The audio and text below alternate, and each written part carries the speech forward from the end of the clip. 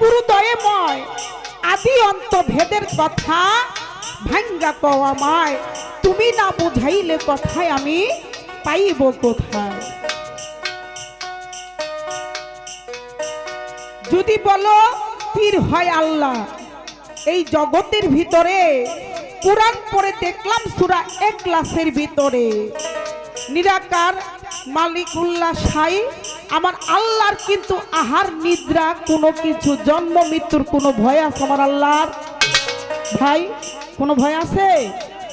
আমার আল্লাহ জন্ম দেয় নাই, জন্ম নেয়ও নাই, নিছে? আমার আল্লাহর কোনো জন্ম মৃত্যুর কোনো কিছু ভয় নাই। সুবহান সরকারে পড়ল ভলো কোদা যায়।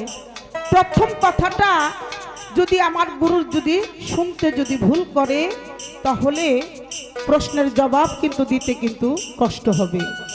সেই কথাটা আমি বলতেছি, আপনি একটু শোনেন। প্রথম কথা হলো, কারো গুরু যদি এই জগতের ভিতরে ব্যবসার নন্দন হয়, একজন ভক্তের কাছে তার গুরু হলো পতিত পাবন। কি কথা বলেন না কেন ভাই? একটা ভক্তের কাছে তার গুরু কি? পতিত পাবন, তাই না? তা আমার গুরু যদি পতিত পাবন হয়ে থাকে এই জগতের ভিতরে, তাহলে একজন মানুষ হইয়া মাইশের কি সিজদা করা যায়? তবে কে করছিল সিজদা? আমার দয়াল নবীর পায়।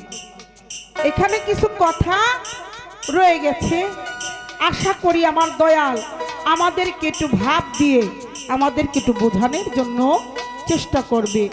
আরেকটি গান শুনলাম, গানের ভিতরে আমার দরদি খাজা গরিবের নওয়াজের কিছু কথা আলোচনা করলেন।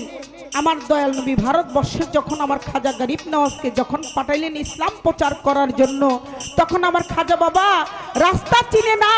ওই রাস্তা চেনার জন্য আমার খাজা বাবাকে আমার দয়াল নবী বৃদ্ধাঙ্গুলে রাস্তা দেখাইলেন।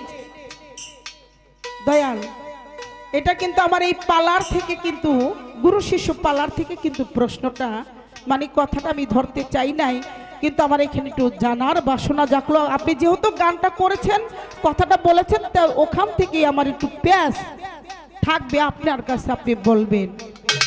আমার দয়াল নবী যখন আমার খাজা বাবা ইসলাম প্রচার করতে আসলেন ভারতবর্ষে, তখন আমার খাজা বাবাকে আমার দয়াল নবী কিছু খাবার, ও ভাই এক জায়গায় মানুষ যখন সফর দেয় তখন কিন্তু না খায় কিন্তু সফর দেয় না, কিছু হলো দানা পানি খাইতে হয়। আমার দয়াল নবী কিছু খাবার আমার খাজা গরিবের নওয়াজকে দিয়েছিলেন। কি দিয়েছিলেন? এখানে আপনার কাছে আমার একটু দয়াল একটু জানার বাসনা, আপনি বলবেন। আর একজন মানুষ হইয়া আরেকজন মানুষের কাছে আত্মসমর্পণ করার আগে দেখা যায় এই পৃথিবীর থেকে অনেক মানুষ আছে, অনেক মাজারে যারা গিয়েছেন তারা বলতে পারবেন, এক শ্রেণীর লোক আছে তাদের এই যে হাত পাও, এই চোখ নাক বেকা তেরা বেকা, এই প্যার দিয়া মাথা বাইরে গেছে, পাও টুন্ড হয়েছে। এরা কারা? এদের অবস্থানটা এরকম কেন হলো? আমার আল্লাহ তো এত সুন্দর করে সৃষ্টি করেছেন, যেমন আমার হাত পাও কন্ন যা কিছু আপনার সাথে আছে আমার সাথে তাও আছে। আমি আপনার কাছে আসলাম কত সুন্দর একটা দেহ নিয়া, তাই না? একজন গুরু ধরলাম ভালো একটা, আমার গুরুর যা আছে আমার সাথে কিন্তু তাই আছে। কিন্তু কোন জিনিসটার জন্য একটা ভক্ত একটা গুরুর কাছে যায়? কারণটা কি?